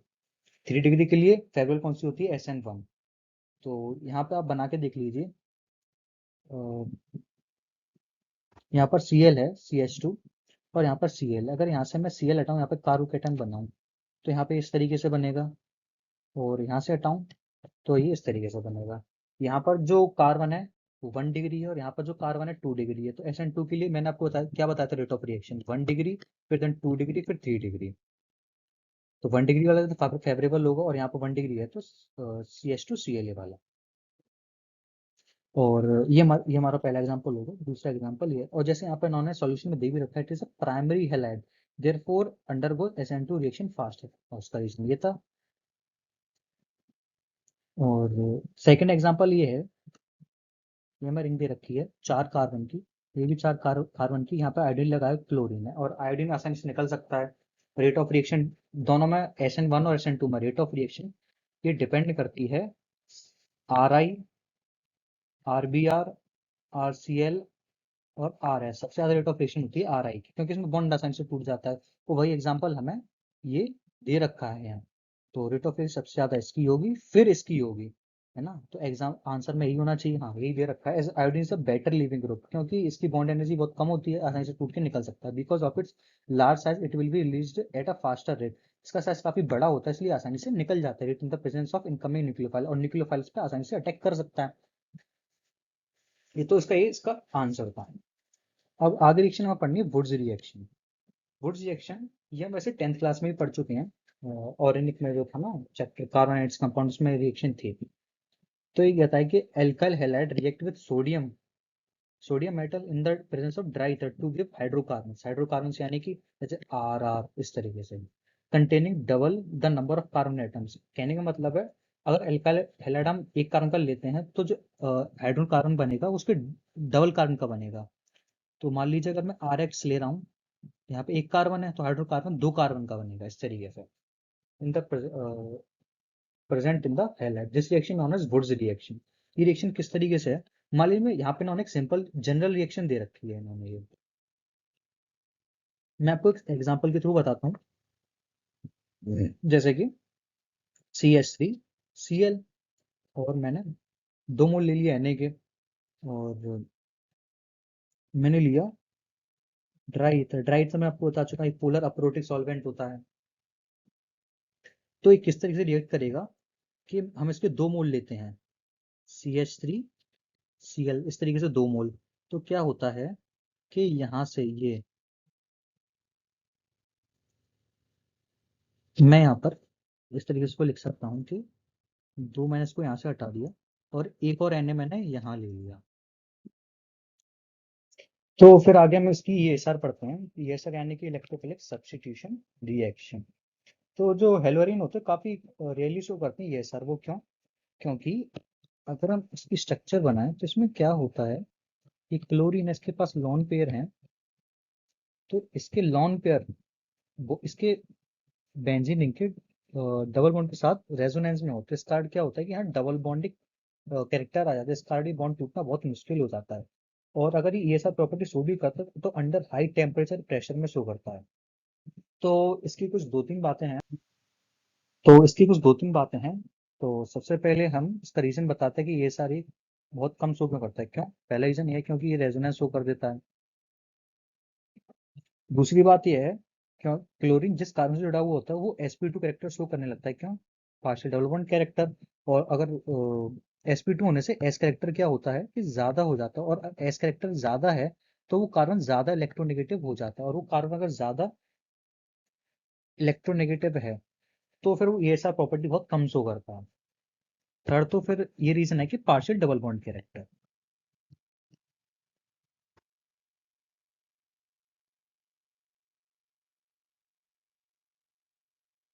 चौथा और लास्ट रीजन कि अगर हम यहाँ से Cl हटा भी दें तो फिर जो बेंजीन रिंग पर पॉजिटिव चार्ज आएगा वो इस तरीके से आएगा, और बेंजीन रिंग पर अगर पॉजिटिव चार्ज है तो वो बहुत ही अनस्टेबल होता है, यानी कि सबसे ज्यादा अनस्टेबल। तो इस तरीके से यहाँ पर कोई पॉजिटिव चार्ज नहीं आ सकता। और अगर हम एल्काइल हैलाइड की बात करें और हेलोरिन की बात करें तो उसमें सबसे ज्यादा रिएक्टिव कौन सा है?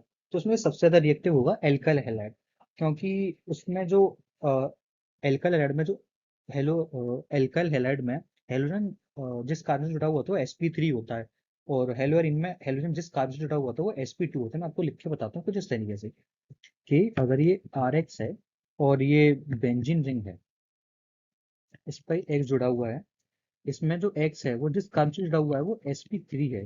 sp3 यानी कि S करेक्टर इसमें कम होगा, और एस कैरेक्टर कम है तो ये ESR आसानी से शो कर सकता है। और इसमें जो एक्स जुड़ा हुआ जिस कार्बन से जुड़ा हुआ वो पार्शियल डबल बॉन्ड कैरेक्टर रख रहा है, यानी कि वो sp2 का कार्बन से जुड़ा हुआ है, यानी कि एस कैरेक्टर ज्यादा है।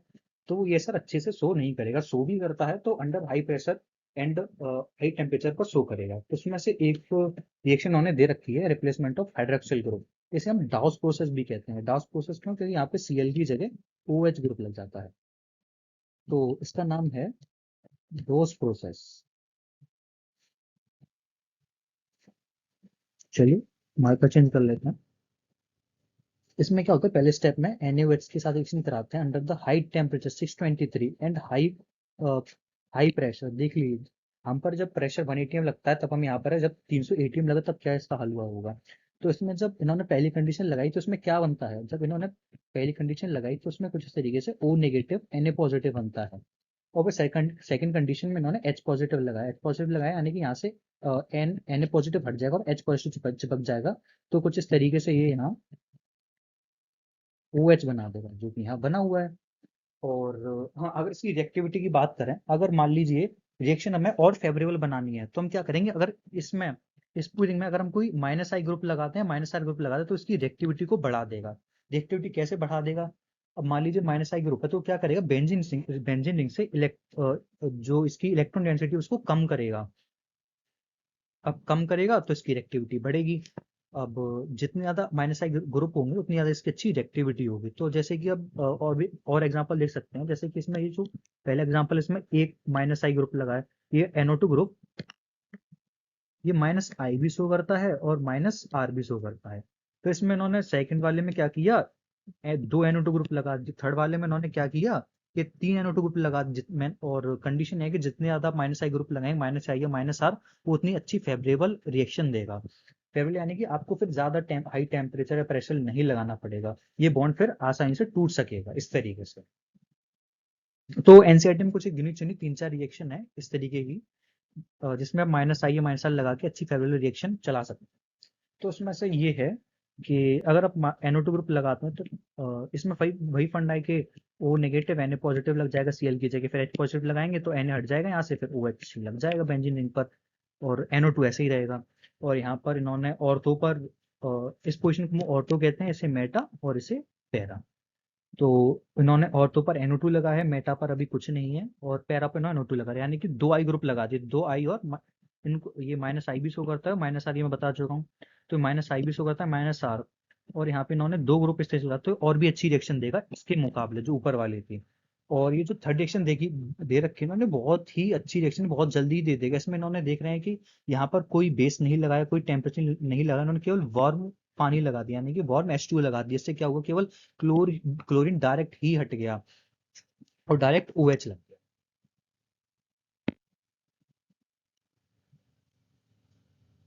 तो चलिए फिर आगे चलते हैं। इसमें केवल रिएक्शन ये एक पहली वाली ही इम्पोर्टेंट है, ये वाली सॉरी, पहली वाली के ऊपर मान लीजिए हम इसको ये नाम दे देते हैं।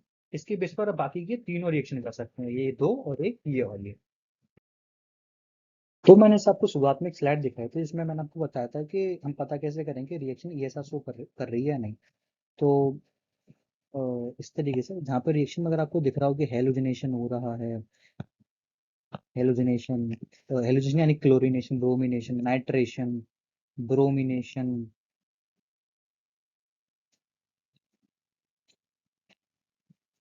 ब्रोमिनेशन, और ये भी हो सकता है कि सल्फोनेशन हो रहा हो। उसे हम ई एस आर कह देते हैं, सीधा फंडा एरिया है।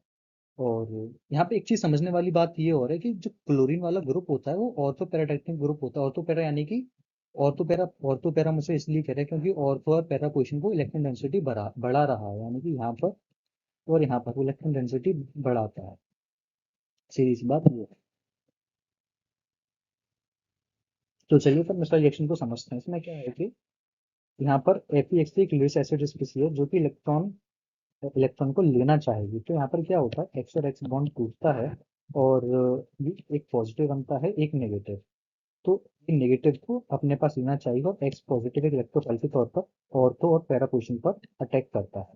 और यहाँ पर बीच में एक स्पीसीज बनती है FeX4 नेगेटिव। तो इसकी मैकेनिज्म कुछ इसी तरीके से होती है। उसमें मेजर प्रोडक्ट पैरा वाला होता है। ऑर्थो प्रोडक्ट है, पैरा प्रोडक्ट। मेजर पैरा वाला होता है। माइन एग्जाम्पल मैंने यहाँ पर एक दे भी रखा है, एनाइट्रस FeCl3, यानी कि हम इसमें एक्वस मीडियम नहीं देनी है। अगर एक्वस दे देंगे तो फिर वो वैसे रिएक्ट कर लेगा इस तरीके से। तो यहाँ पर Cl बॉन्ड टूटेगा, Cl इसके पास जाएगा, FeCl4 नेगेटिव बना लेगा और Cl पॉजिटिव एक इलेक्ट्रोफाइल की तरह काम करेगा और वो ऑर्थो और पैरा पोजिशन पर चिपक जाएगा। और ये मेजर होगा, ये माइनर होगा। नाइट्रेशन में इलेक्ट्रोफाइल क्या होता है, Na2 पॉजिटिव। और ये बनता कैसे, जब क्लोरोबेंजीन की रिएक्शन कंसंट्रेटेड HNO3 के साथ विद कंसंट्रेटेड H2SO4 कराते हैं।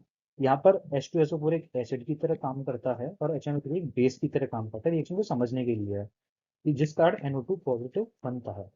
अब चूंकि क्लोरीन एक ऑर्थो पर अडेक्टिंग ग्रुप है, तो वो NO2 पॉजिटिव या तो ऑर्थो पर जाएगा या पैरा पर।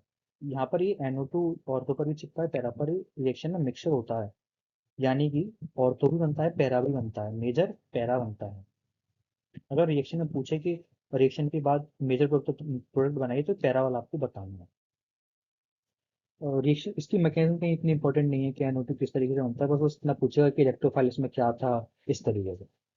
और सल्फोनेशन, सल्फोनेशन की बात करें तो इसमें SO3H SO3H पॉजिटिव सल्फोनेशन। ये किस तरीके से बनता है कि जब हम क्लोरोबेंजीन की रिएक्शन कंसंट्रेटेड H2SO4 के साथ कराएं तो क्या बनता है, इलेक्ट्रोफाइल जनरेट होता है SO3H पॉजिटिव। अब चूंकि क्लोरीन ऑर्थो पैरा डाइएक्टिक ग्रुप है, तो ऑर्थो या पैरा पर SO3 चिपकेगा, मेजर वाला SO3H। तो बस कुछ नहीं, ESR में बहुत इजी सी रिएक्शन है, हेलोजनेशन, नाइट्रेशन, सल्फोनेशन। और आगे देखते हैं आगे और कौन कौन सी हैं। हाँ, दो और इम्पोर्टेंट है, एक दो तरीके की और होती हैं। एक होती है एल्काइलेशन। एल्काइलेशन यानी कि कोई मिथाइल इथाइल ग्रुप इस तरीके से चिपक रहा हो। एल्काइलेशन, अशाइलेशन। एल्काइलेशन यानी कि कोई CH3 ग्रुप चिपक रहा होगा। एसाइलेशन यानी कोई CH3 C डबल बॉन्ड वाला ग्रुप चिपक रहा है। अब वो किस तरीके से मैं आपको बताता हूँ। पहले इन्होंने दिखाया है एल्काइलेशन। इन्होंने जो पहली एक्शन दिखाई है वो इन्होंने दिखाई है एल्काइलेशन। कलेक्शन कर लेते हैं, एल्काइलेशन। तो यहाँ पर क्या होता है, एनाइट्रस AlCl3 आपको पहले ही बता चुका हूँ कि लिस एसिड स्पीसी है, तो इसके बीच का बॉन्ड टूटेगा। ये पॉजिटिव, ये नेगेटिव, क्योंकि लिस एसिड स्पीसी है, यानी कि इलेक्ट्रॉन डेफिशिएंट स्पीसी है। तो यहाँ से Cl नेगेटिव इसके पास जाएगा तो AlCl4 नेगेटिव इसमें बनेगा और CH3 पॉजिटिव। अब ये इलेक्ट्रोफाइल है और क्लोरीन ऑर्थो पे अटैक्टिंग है, तो Cl यहाँ और CH3 यहाँ चिपक सकता है, यहाँ वही रिएक्शन में है ना। तो यहाँ पे मैं दिखाया भी नीचे किस तरीके से इसमें बना हुआ है। और ये था एल्काइलेशन। तो सेकंड वाला एग्जांपल एल्काइलेशन का है। इसमें क्या होता है, अब आप कहेंगे बॉन्ड यहाँ से टूटेगा कि यहाँ से। ये डिपेंड करता है न्यूक्लियोफिलिसिटी पर कि कौन अच्छा न्यूक्लियोफाइल है। यहाँ पर अगर क्लोरीन नेगेटिव की बात करें और O नेगेटिव की बात करें, तो इसमें से अच्छा न्यूक्लियोफाइल कौन सा है। अगर हम पीरियड में जाएं तो पीरियड में सबसे पहले ऑक्सीजन आता है, फिर क्लोरीन आता है। तो अच्छा न्यूक्लियोफाइल वो होता है जिसकी इलेक्ट्रोनेगेटिविटी कम हो। तो इसमें इलेक्ट्रोनेगेटिविटी कम किसकी है, क्लोरीन की कम है, तो एक वही अच्छा न्यूक्लियोफाइल होगा। तो इसलिए बॉन्ड यहाँ से टूटेगा, ना कि इसके बीच का। C और O का बॉन्ड नहीं टूटता, CCl का बॉन्ड टूटता है। अगर CCl का बॉन्ड टूटेगा तो यहाँ माइनस, यहाँ पॉजिटिव, तो Cl नेगेटिव के पास जाएगा और वही मैकेनिज्म यहाँ चलेगी। AlCl4 नेगेटिव यहाँ बनेगा और इलेक्ट्रोफाइल यहाँ क्या बनेगा, CH3 C double bond O positive. ये पॉजिटिव चार्ज कार्बन पर आता है और ये इलेक्ट्रोफाइल बन गया। अब इलेक्ट्रोफाइल बन गया और तो फिर या तो ऑर्थो पर जाएगा या पैरा पर जाएगा। ऑर्थो पर जाएगा तो इस तरीके से बनेगा और पैरा पर जाएगा तो कुछ इस तरीके से बनेगा। और इसकी मैकेनिज्म ये रही। मैकेनिज्म आपको समझा चुका हूँ किस तरीके से होगी। मैं तो चलिए आगे स्लाइड पर चलते हैं। हाँ, ये मैंने एनसीईआरटी से लिया है कि एनसीईआरटी में किस तरीके से दिया है, बिल्कुल सेम उसी तरीके से दिया हुआ है कि मेजर ये होगा और माइनर ये होगा। इसका नॉमेनक्लेचर देख लेते हैं। अब चूंकि हेलोजन है तो नेमिंग यहाँ से शुरू करेंगे 1, 2। अल्फाबेट के हिसाब से सी पहले आता तो 1 क्लोरो 2 मिथाइल बेंजीन, यानी कि बेंजीन है क्या, तो बेंजीन। और ये 1, 2, 3, 4, 1 क्लोरो 4 मिथाइल बेंजीन। और मेजर पैरा वाला होगा, माइनर ऑर्थो वाला होगा। ऐसे ही ये था एग्जांपल। इसे हम फ्रीडल क्राफ्ट रिएक्शन भी कहते हैं। Friedel craft alkylation, Friedel Crafts acylation. यहाँ पर आप लिख सकते हैं एसाइलेशन। इसको हम ये भी बोलते हैं एसाइलेशन। एसाइलेशन यानी कि एसाइल ग्रुप जुड़ रहा होगा, एल्काइलेशन यानी कि एल्काइल ग्रुप जुड़ रहा होगा। और जो इसमें हम नेमिंग की बात करें, जो प्रोडक्ट बन रहा है, तो ये एक फंक्शनल ग्रुप है C डबल बॉन्ड O। तो 1, 2 पर क्लोरो और इस वाले पूरे ग्रुप को हम बोलते हैं एसीटोफेनॉन। तो 2 क्लोरो एसीटोफेनॉन। और अगर हम इसकी नेमिंग करें 1, 2, 3, 4, तो 4 क्लोरो एसीटोफेनॉन। और पैरा वाला मेजर होता है। इस तरीके से आपको समझ में। तो रिएक्शन विद मेटल्स, एक तो हम पढ़ चुके हैं वुड्स रिएक्शन। उसमें क्या होता है कि इस तरीके से R और R ग्रुप चिपक जाते हैं, यानी मीथेन इथेन इस तरीके से कंपाउंड बनता है। अब रिएक्शन विद मेटल्स में दो और हैं। एक है वुड्स फिटिंग रिएक्शन और दूसरी है Fittig reaction. Wurtz Fittig reaction क्या कहती है कि जब किसी एल्काइल हैलाइड की रिएक्शन एरर हैलाइड के साथ कराएं तो वो क्या करती है, in the presence of sodium and dry ether, इस पर वुड्स फिटिंग रिएक्शन। जब किसी एरल हैलाइड की रिएक्शन एल्काइल हैलाइड के साथ कराएं in the presence of dry ether and sodium, तो यहाँ से क्या होता है कि जो R वाला ग्रुप है यहाँ चिपक जाता है और NaX निकल जाता है। मैं आपको एग्जांपल देता हूँ उसका। जैसे मुझे दे रखा है Br और मुझे एल्काइल हैलाइड दे रखा है CH3Br, और मैं सोडियम के साथ रिएक्ट करा रहा हूँ इन the presence of dry ether. मैं ड्राई ईथर आपको बता चुका हूँ एक पोलर अप्रोटिक सॉल्वेंट है। और मैं आपको एग्जांपल दे चुका हूँ कौन कौन से होते हैं। एग्जाम में पूछ सकता है कि ड्राई ईथर क्यों यूज कर रहे हैं, क्योंकि ये एक पोलर अप्रोटिक सॉल्वेंट है और एक ऑर्गेनिक सॉल्वेंट है, पॉइंट ये भी है। तो यहाँ से क्या होगा, ये CH3 ग्रुप इससे जाकर चिपक जाएगा, CH3, और बाई प्रोडक्ट में क्या बनेगा, NaBr।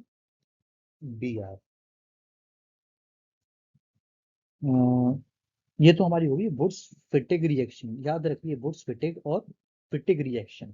फिटिग रिएक्शन में क्या होता है कि एरल हैलाइड के ही हम 2 मोल ले लेते हैं, और वुड्स फिटिंग में क्या होता है कि हम 1 मोल लेते हैं एरल हैलाइड का, 1 मोल लेते हैं एल्काइल हैलाइड का। ये आपको कंफ्यूजन नहीं रहना है इसमें, इन दोनों आपको कंफ्यूजन दूर रहती है। फिटिंग रिएक्शन में हम 2 मोल एरल हैलाइड के लेते हैं। इससे क्या होता है कि अगर मैं 2 मोल एरल हैलाइड के लेता हूँ,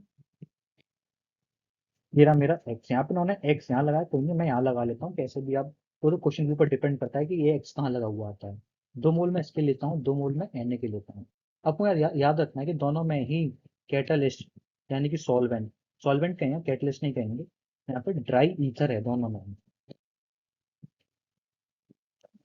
अगर हम यहाँ पे ड्राई ईथर लेते हैं तो यहाँ पर क्या होता है, NaX निकल जाता है और दो बेंजीन रिंग आपस में चिपक जाती हैं, जिसे हम कहते हैं डाइफिनाइल। ये एक अच्छा मेथड प्रिपरेशन है डाइफिनाइल बनाना, जो कि फिटिंग रिएक्शन के थ्रू बनाया जा सकता है। तो दो मोर इंपॉर्टेंट रिएक्शन थी रिएक्शन विद मेटल्स, और एक हम पढ़ चुके हैं वो थी वुड्स रिएक्शन, जिसमें क्या कहते हैं methane ethane double number of carbon का फॉर्मेशन होता है। हाँ, अब ये लास्ट टॉपिक है पॉलीहेलोजन कंपाउंड्स। पॉलीहेलोजन कंपाउंड ये सब पूरा रटने का है। आपको एग्जाम में से कोई चीज पूछेगा तो या तो ये जैसे बीच बीच की चीजें पूछ सकता है कि डाइक्लोरोमीथेन का फॉर्मूला बता दीजिए, उसका यूज कहाँ है। ये तो आपको खुद अच्छे से समझना पड़ेगा, रटना पड़ेगा। अब अगर आपको एक बार अच्छे से पढ़ पढ़ के समझ लेते हैं तो फिर आपके दिमाग में रहेगा। और रिएक्शन जैसे इसमें बीच में रिएक्शन दे रखी है, जैसे ये वाली रिएक्शन दे रखी है, ये पूछ सकता है। रिएक्शन तो खैर मुश्किल ही पूछेगा, बीच में जो कंपाउंड बनता है उसमें वो ज्यादा इंटरेस्ट रहता है कि कंपाउंड क्या बना होगा, उसका यूज क्या है, उसका डेली लाइफ में क्या यूज है, वो इस तरीके से जरूर पूछेगा। तो चलिए इसके पॉली कंपाउंड्स हम एक बार गो थ्रू हो जाते हैं। तो चलिए शुरू करते हैं कि लास्ट टॉपिक ही बचा हुआ है। Carbon compounds containing more than one halogen compounds are usually referred to as polyhalogen compounds। का नाम से ही क्लियर हो रहा है, polyhalogen compounds यानी कि एक से ज्यादा हेलोजन ग्रुप होगा। और नीचे इन्होंने एग्जांपल के थ्रू बताया भी है कि कौन कौन से हो सकते हैं। Many of these compounds are useful in industry and agriculture। Industries में इनका यूज होता है, एग्रीकल्चर खेतियों में इनका यूज होता है, एज अ पेस्टिसाइड्स भी यूज होता है। Some polyhalogen compounds are described in this section. इन्होंने कुछ पॉलीहेलोजन कंपाउंड्स दे रखे हैं, उनका यूज भी बताया है, क्या क्या रिएक्शंस होती हैं वो भी सब बताया हुआ है। तो चलिए, तो सबसे पहले हम आते हैं डाइक्लोरोमीथेन। डाइक्लोरोमीथेन यानी कि डाइक्लोरो यानी कि दो दो क्लोरीन, मीथेन यानी कि एक कार्बन। CH Cl2 की बात कर रहे हैं, इसको मेथाइलिन क्लोराइड भी बोलते हैं, ये पूछ सकता है direct. Dichloromethane is widely used as a solvent, as a paint remover. इसको सॉल्वेंट के तौर पर यूज करते हैं पेंट रिमूवर में, as a propellant in aerosols, and as a process solvent in the manufacture of drugs. ये एक solvent के तौर पर भी यूज होता है ड्रग्स में।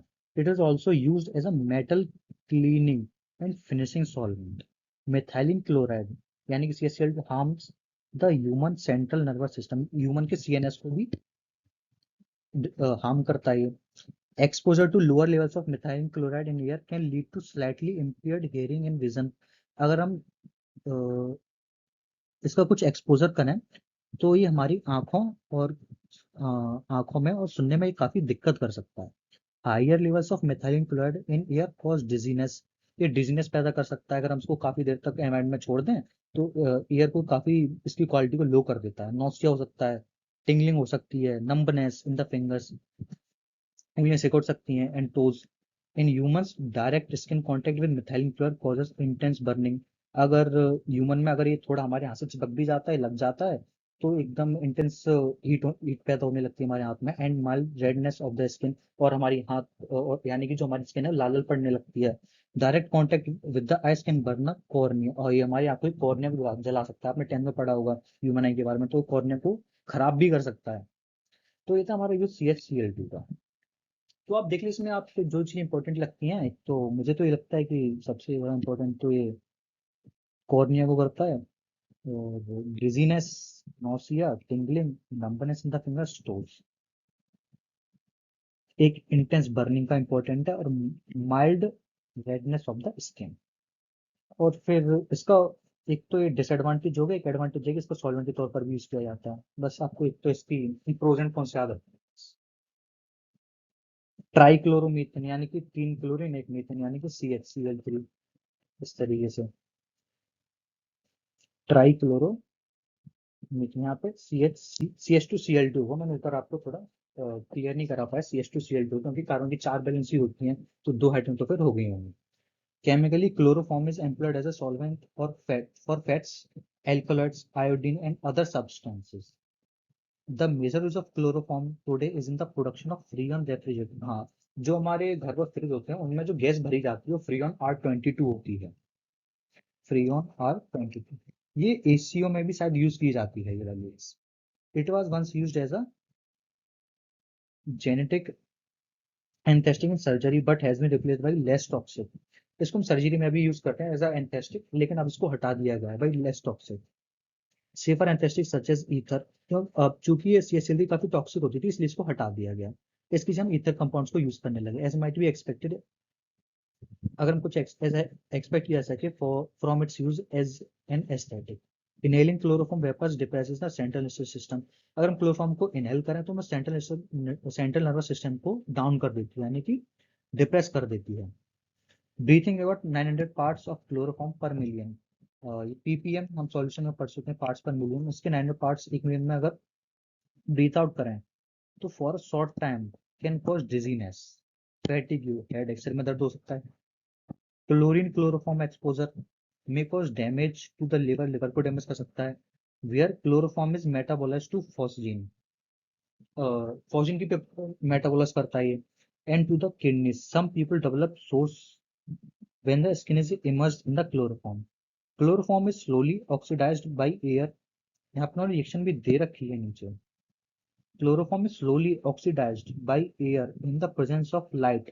लाइट की प्रेजेंस में इन्होंने दे भी रखा है light to an extremely poisonous gas. यहाँ पर इन्होंने जो गैस बनती है फॉर्जिन CO Cl2 काफी पॉइजनस होती है. कार्बोनिल क्लोराइड, ये कार्बोनिल क्लोराइड होती है. In the presence of light ये हो चुका है. Also known as phosgene. It is therefore stored in closed dark colored bottles. इसको हम एक बंद डिब्बे में जो भी कलर्ड होगा उसमें हम रखते हैं, फिर सो दैट एयर से बाहर बने रहे, इसलिए हम इसको क्लोज वेसल में रखते हैं. और हम CuCl2 की स्ट्रक्चर की बात करें तो कुछ C double bond O Cl इस तरीके से. इसकी रिएक्शन यहाँ दे रखी हुई है, आप देख सकते हैं. इंपॉर्टेंट पॉइंट्स तो मैंने आपको बता दिया कि डिजीनेस, फैटिग्यू, इस तरीके से.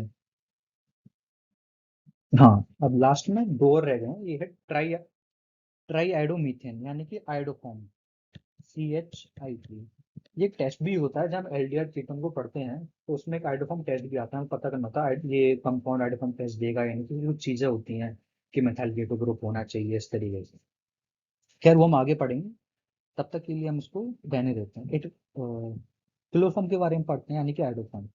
It was used earlier as an antiseptic, but the antiseptic properties are due to the liberation of free iodine and not due to iodoform itself, due to its objectival smell. It has been replaced by other formulation containing iodine. Last one is carbon tetrachloride CCl4. CCl4 एक ये non polar compound होता है, इसका dipole moment 0 आता है. क्योंकि इसका structure बना के देखें, CCl एक क्लोरीन अपनी तरफ इलेक्ट्रॉन को खींच रहा होता है, इसकी वजह से इसकी डायपोल मोमेंट 0 आती है. इसके यूज की बात करें, it is produced in large quantities for use in the manufacture of refrigerants and propellants for aerosol cans. It is also used as feedstock in the synthesis of chlorofluorocarbons CFCs and other chemicals. Pharmaceutical manufacturing यानी कि दवाइयों में इनका use होता हुआ, and general solvent use यानी कि generally जो सॉल्वेंट होता है उसके तौर पर हम इसको यूज कर सकते हैं क्योंकि ये नॉन पोलर है. And until the mid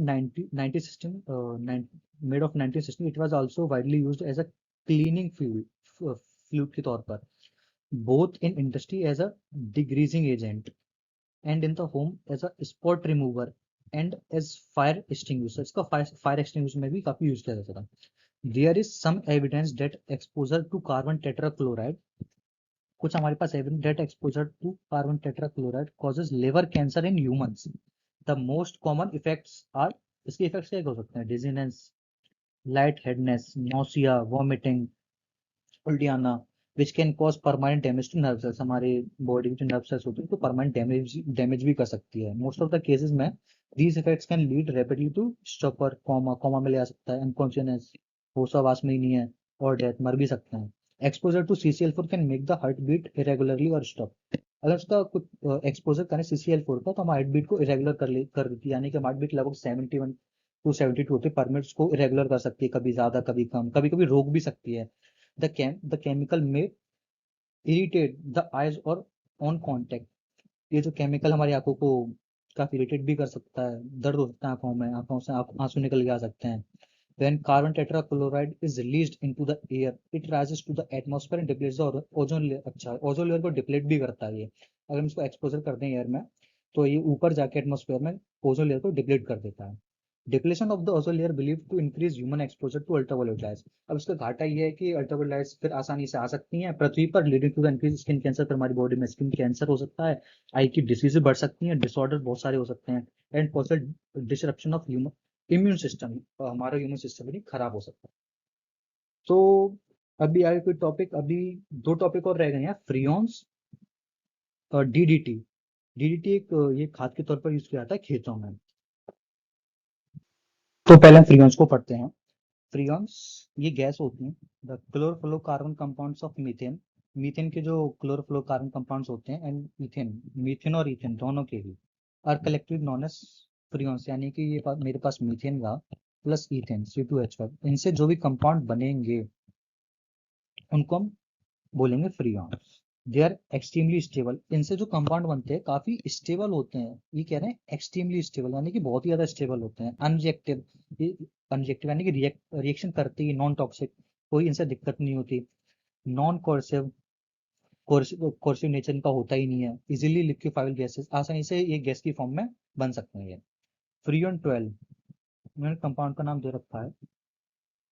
ये कुछ इंपॉर्टेंट चीजें हैं, इसे साथ साथ से लिख लेनी चाहिए। फ्रीऑन 12, इसका फॉर्मूला है CCl2F2, is one of the most common freons in industrial use. Industry में इसका काफी यूज होता है। It is manufactured from the tetrachloromethane. CCl4 से इसका मैन्युफैक्चरेशन होता है by Swarts process.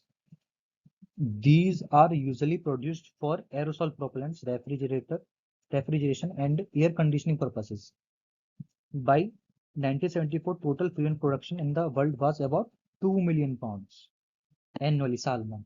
But most freon, even that used in refrigeration, eventually makes its way into the atmosphere, where it diffuses unchanged into the stratosphere. In stratosphere, freon is able to initiate radical chain reaction. Strato stratosphere में ये क्या करता है, free radical की chain reaction चलाता है, date can upset the natural ozone balance, और ये ओजोन का बैलेंस बिगाड़ सकता है जो नेचुरली होता है। And the last one is DDT. अगर डीडीटी, इन्होंने यहाँ पर स्ट्रक्चर भी दे रखी है। डीडीटी होता है हमारे पास डाइक्लोरो डाइफेनाइल ट्राइक्लोरो इथेन। अगर मैं इसकी स्ट्रक्चर की बात करूँ, थोड़ा कुछ ज्यादा कॉम्प्लेक्स दे रखा है, मैं आपको सिंपल इससे स्ट्रक्चर बताता हूँ कि किस तरीके से आप इसको ड्रॉ कर सकते हैं।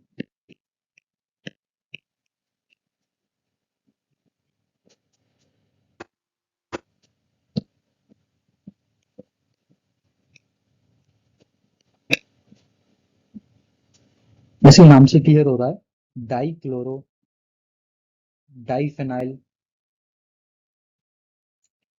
ट्राइक्लोरो, अब 3 क्लोरीन छुपे होंगे इस पर इथेन पर, यानी कि 2 कार्बन हो गए। एक ये कार्बन हो गया, अब एक और कार्बन ऊपर होगा, उस पर क्या होगा, 3 क्लोरीन चिपके होंगे, एक यहाँ, एक यहाँ, एक यहाँ,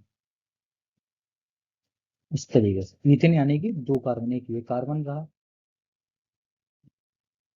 एक ये कार्बन रहा, तो उसका नाम किस तरीके से पड़ा, डाइक्लोरो डाइफेनाइल ट्राइक्लोरो इथेन। इथेन यानी कि 2 कार्बन। एक सिंपल समझने का तरीका है ना, थोड़ा कॉम्प्लेक्स दे रखा है, अगर आपको यहाँ समझ में आता है तो आप यहाँ से भी पढ़ सकते हैं।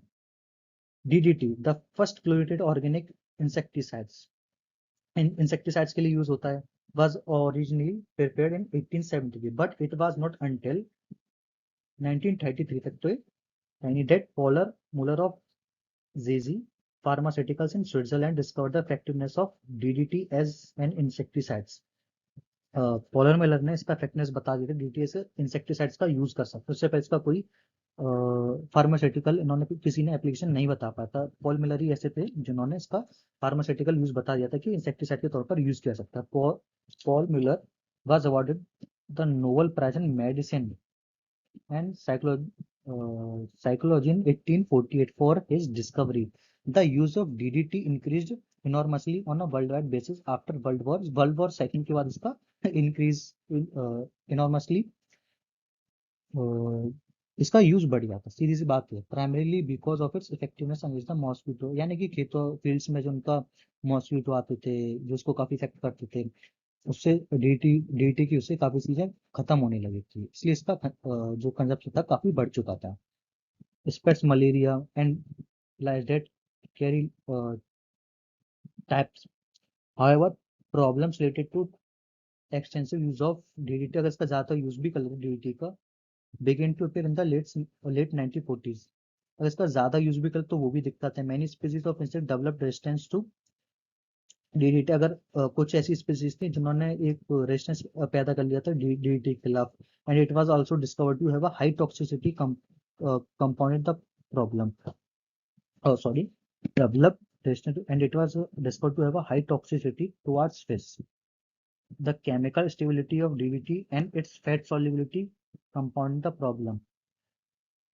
DDT is not metabolized very rapidly by animals. Instead, it is deposited and stored in the fatty tissues.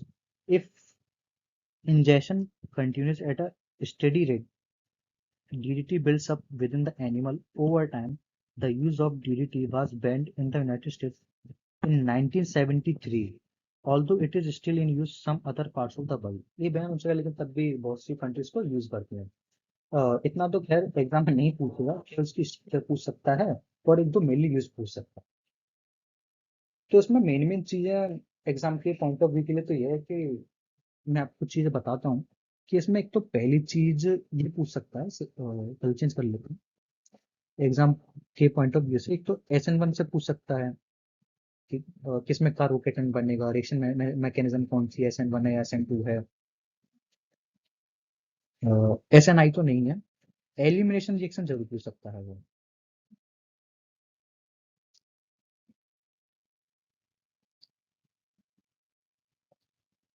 Elimination reaction में जो मैंने आपको एग्जांपल बताया तो आप एक बार देख लीजिए किस तरीके से फ्लूइड बनता है, सेट Hofmann, less substituted alkene, more substituted alkene, इस तरीके से। एंड यही था इस चैप्टर में इंपॉर्टेंट। और केमिकल प्रॉपर्टीज में से एक एल्काइल हैलाइड्स या हेलोजेंस किन से रिएक्शन करते हैं, रिएक्शन विद मेटल्स, है ना।